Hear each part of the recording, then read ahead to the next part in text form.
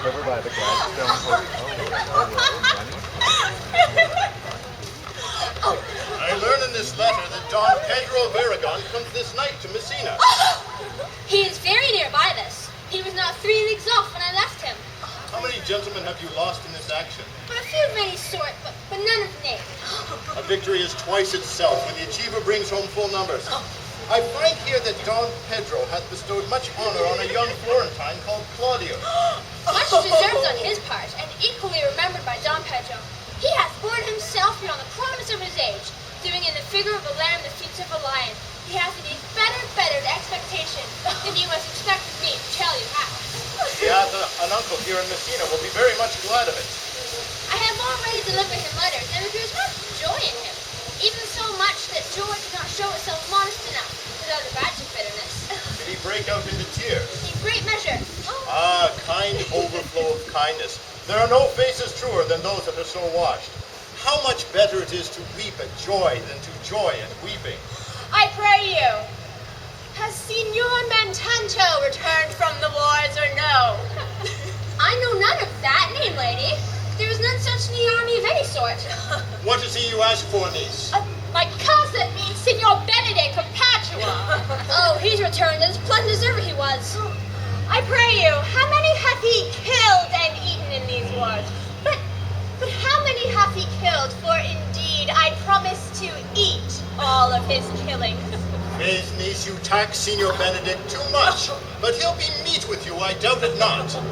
He hath done good service, lady, in these wars. Oh, you had musty victual, and he had pulp to eat it. He is a very valiant trencherman. He hath an excellent stomach. And a good soldier too, lady. And a good soldier too, a lady. But what is he to a lord? A lord to a lord, a man to a man, stuffed with all honorable virtues. Oh, it is so indeed. He is no less than a stuffed man. But for the stuffing, well, we are all mortal. You must not mistake my niece. There's a kind of merry war betwixt Signor Benedict and her. They never meet, but there's a skirmish of wit between them. Oh, alas, he gets nothing by that. In our last conflict, 4 of his 5 wits went halting off, and now is the whole man governed with one. So that if he have wit enough to keep himself warm, let him bear it as a difference between himself and his horse, for it is all the wealth he hath left to be known a reasonable creature. Who is his companion now? He hath every month a new sworn brother. Is it possible? Very easily possible.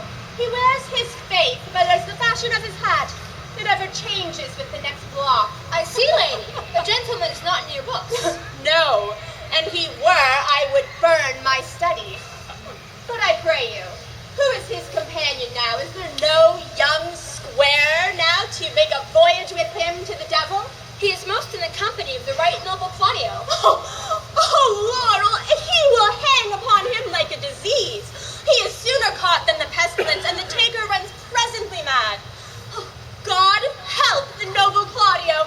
If he hath caught the Benedict, it will cost him 1,000 pounds ere he be cured. I will hold friends with you, lady. Oh, do, good friend. You will never run mad, niece. No, not till a hot January. Don Pedro's approached. Good Signor Leonato, are you come to meet your trouble? The fashion of this world is to avoid costs, and you encounter them. Never came trouble to my house in the likeness of your grace. For trouble being gone, comfort should remain. But when you depart from me, sorrow abides, and happiness takes his leave.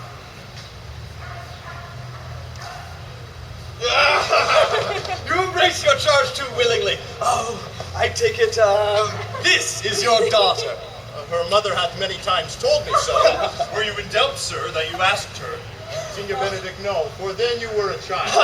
You have it full. We can tell by this what you are, Benedict, being a man. Truly, the lady fathers herself. Oh, but be happy, lady, for you are like an honorable father. Signor Leonato be her father, she would not have his head on her shoulders for all Messina, as like him as she is. I wonder that you would still be talking, Signor Benedict. Nobody marks you. What? My dear Lady Disdain, are you yet living? Is it possible Disdain should die while she hath such neat food to feed it as Signor Benedict? Oh, courtesy itself must convert to disdain when you come in her presence. Then is courtesy a turncoat. But it is certain I am loved of all ladies. Only you excepted. And I would I could find it in my heart that I had not a hard heart. For truly, I love none. Oh, a dear happiness to women. They would else have been troubled with a pernicious suitor. I thank God in my cold blood I am of your humor for that. I had rather hear my dog bark at a crow than a man swear he loves me. God keep your ladyship still in that mind, so some gentleman or other shall scape a predestinate scratched face. Oh, scratching could not make it worse, and 'twas such a face as yours were. Well, you are a rare parent teacher. A bird of my tongue is better than a beast of yours. I would my horse had the speed of your tongue, and so good a continuer. But keep your way, in God's name I have done. Oh, you always end with a jade's trick. I know you of old. That is the sum of all, Leonardo. Signor Benedict and Signor Claudio, my good friend Leonardo, have invited us all. I tell him we will stay at least a month. Oh. And he heartily prays that some occasion will detain us to stay longer. I swear, he is no hypocrite and prays with his heart. If you swear, my lord, you shall not be forsworn. Let me bid you welcome, my lord. Being reconciled to the prince your brother, I owe you all duty. I thank you. I have not many words, but I thank you. Please, it's your grace. Lead on. Your hand, Leonardo. We will go in together.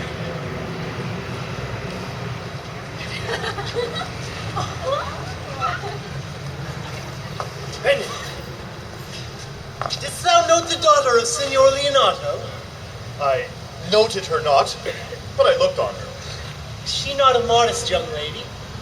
Do you question me as an honest man should do, for my simple, true judgment? Or would you have me speak after my custom, as being a professed tyrant to their sex? I pray thee, speak with sober judgment.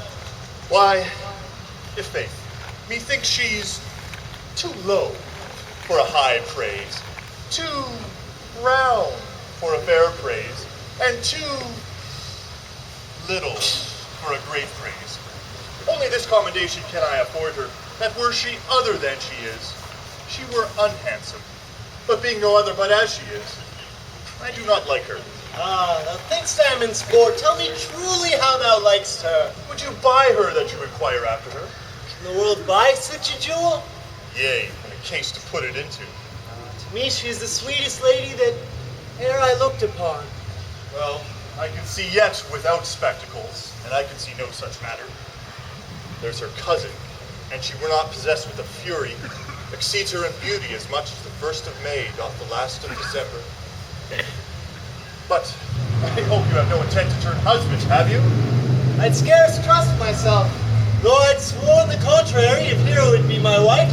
Is it come to this? Hath not the world one man but will wear his cap with suspicion? Shall I never see a bachelor of 60 again? Go to, in faith, and thou wilt needs thrust thy neck into a yoke, wear the print of it, and sigh away Sundays. Look, Don Pedro has returned to seek you. What secret hath held you here, that you followed not to Leonardo's? I would your grace would constrain me to tell. I charge thee, then, on thy allegiance. Hear you this, Count Claudio. On my allegiance, I could be as secret as a dumb man, but mark you, on my allegiance, he is in love. With who? That is your grace's part. Mark how short his answer is. With Hero, Leonardo's short daughter. If it were so, so were it uttered. Like the old tale, my lord, it is not so, nor 'twas not so. But God indeed forbid it should be so. God forbid it should be otherwise, if my passion changes not shortly. Oh, amen if you love her, for the lady is very well worthy. You say this to draw me in, my lord. No, by my troth, I speak my thought. By my faith, Lord, I spoke mine. By my 2 faiths and troths, my lord, I spoke mine. That I love her, I feel. That she is worthy, I know. That I neither feel how she should be loved, nor know how she should be worthy, is the opinion fire cannot melt out of me. I will die in it at the stake. Thou wast ever an obstinate heretic in despite of beauty. Never could maintain his part except through the force of his will. That a woman conceived me. I thank her. That she brought me up, I likewise give her most humble thanks. But all women shall pardon me, because I will not do them the wrong to mistrust any. I will do myself the right to trust none. And the fine of it is, for which I may go the finer, I will live a bachelor. I will see thee, ere I die, look pale with love. With anger, with sickness, or with hunger, my lord. Not with love. Prove that ever I lose more blood with love than I can get again with drinking. Now, pick out mine eyes with a ballad maker's pen. Hang me up at the door of a brothel house with a sign of a blind Cupid. If ever thou dost fall from this faith, thou approve a notable argument. If I do, hang me in a bottle like a cat and shoot at me. And he that hits me, let him be clapped on the shoulder and called Adam. Well, as time shall try. In time the savage bull doth bear the yoke.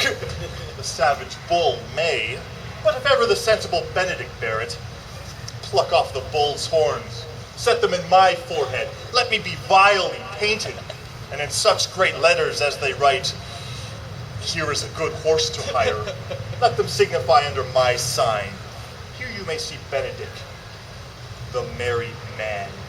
Why, if this should ever happen, thou wouldst be hard, man. Nay, if Cupid had not spent all his quiver in Venice, thou wilt quake for it shortly. I would look for an earthquake then, too. Well, you will temporize with the hours. In the meantime, though, follow into Leonardo's. Commend me to him, and tell him that we will not fail him at supper, for he has made great preparations. I have almost matter enough in me for such an embassage, and so I commit you To the tuition of God from my house if I had The it. 6th of July, your loving friend, Benedict.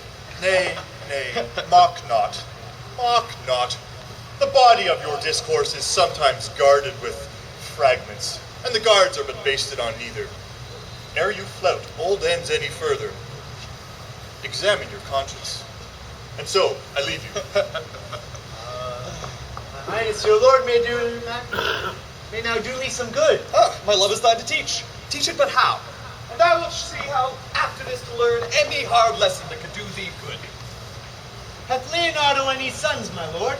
No child but Hero. She's his only heir. Dost thou affect her, Claudio? Oh, my lord, when we went forward on our ended action, I looked on her with a soldier's eye. Then liked, but had rougher task at hand than turning like into love. And now we are returned, and war thoughts have left their rooms vacant, and in their place come soft, thronging, delicate desires, while prompting me how fair young Hero is, making me think I loved her ere I went to wars. Thou wilt be like a lover presently, and tire the hero with a book of words. If thou dost love fair Hero, cherish it, and I will break with her and with her father, and she shall be thine. Was this not the end that thou beganst to twist so fine a tale? Oh, how sweetly thou dost minister to love that no love's grieved by his complexion. Though lest my liking should seem too sudden, I would have solved it with the longer trees. No. What need the bridge be broader than the flood? The fairest grant is the necessity. Look, what will serve is fit. 'Tis once thou lovest, and I will fit thee with a remedy. I know we will have reveling tonight. I will assume thy part in some disguise, and tell fair Hero that I am Claudio. And then, in her bosom, I'll unclasp my heart and take her hearing prisoner with the force and strong affection of thy amorous tale. Then, with her father will I break, and the conclusion is, she shall be thine. In practice, let us put it presently.